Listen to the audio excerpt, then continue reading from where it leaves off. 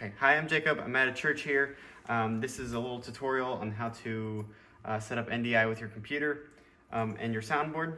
So what we have done right now is we have a analog soundboard. It's not digital, and we have it plugged into a mini soundboard, which is plugged into a directly into the computer. You can see right here it's plugged in directly to the computer, which is giving it power while also getting signal from the board. And what this allows for is for every channel of the board to be sent into Facebook Live, while as usual, if you were to connect it directly to the board, it would only take the first two channels. So what we have set up so that we can live stream from the computer to Facebook is we have a software called NDI. It's on the App Store. It's $20. It was free at one point, but now it's not. And so basically, what we open the NDI app, and you make sure that this is blue. The NDI app thing is blue, and it sends a signal out everywhere. And then your second thing that you need to do is download OBS. And OBS is used for many things, but in terms of connecting to the soundboard and stuff, you need to download an NDI plugin to go with it, which is on a website. You can find, if you just Google NDI OBS plugin and you download the links, it'll basically auto install into OBS, and then you restart your computer and then it'll install. So afterwards, after you installed OBS and installed NDI on your computer and on your phone, make sure it's NDI HX camera.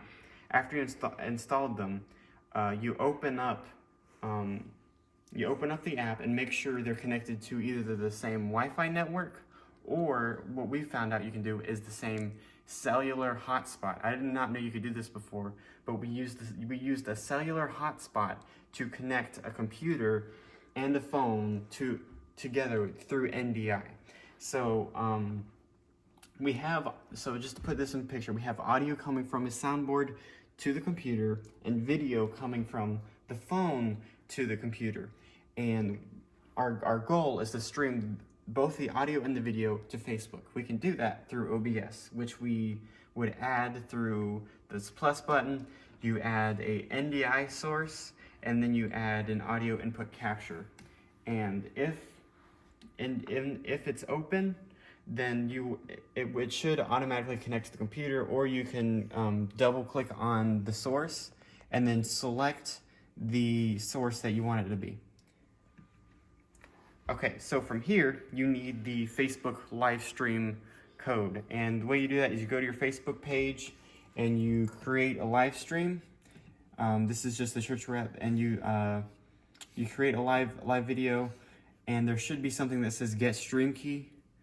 Use stream key, and then you copy the stream key, and then you bring it over to OBS, and you go to settings, and you go to stream, and it's going to say what service do you want it to be, what do you want it to be, and you select Facebook Live, just default everything, you paste the stream key into stream key, and you go back, and then And then from there, you might want to adjust your settings a bit. Before you start your actual live stream, you might want to adjust your settings. Specifically for the video output, you want to turn the video bitrate down a bit. We have it at 1600 because we're using a hotspot. If you want to have that, it's fine. You also want to enable advanced encoder settings and select super fast. That's very important. That's basically turns down everything. And then the video for Facebook Live, it requires 1280 by 720 resolution, so you basically just want to keep it there. The downscale filter you want to use bilinear because it's the fastest, and then from there you should be almost set to go. As long as your stream key is pasted into the live stream key box, it should be fine. And then you simply hit start streaming. Make sure that your NDI source right here, this is the audio coming from NDI. NDI sends both audio and video. Make sure it's muted. Also coming up to the phone, make sure that if you want to use very low bandwidth, that this little speedometer looking thing is turned all the way down. Simply tap it once or twice in order to get it to its lowest setting, and then you simply hit start streaming, and it should pop up down here. Now, if something pops up like this, it's simply because we didn't use the correct stream key. I didn't copy up the stream key. You simply need to recopy the stream key and repaste it into the box, which I don't need to do right now.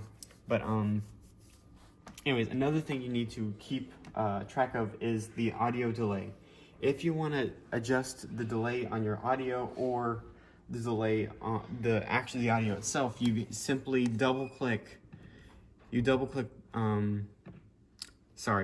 right click the settings thing next to your audio input capture, and you go to advanced audio properties, and there should be at the very top audio input capture, where this is coming from the soundboard that we have hooked up to USB through a mini soundboard so it can be sent to Facebook Live.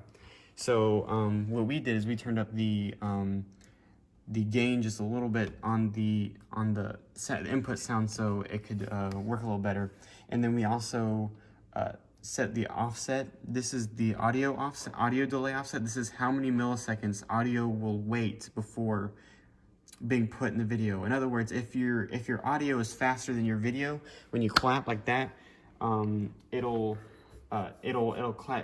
hear it before it happens. So what you want to do is sync the audio right here a couple 100 milliseconds until you get it about where you want it.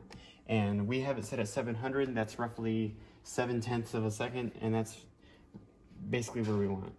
Okay, so that's basically all you need to do. It's been great.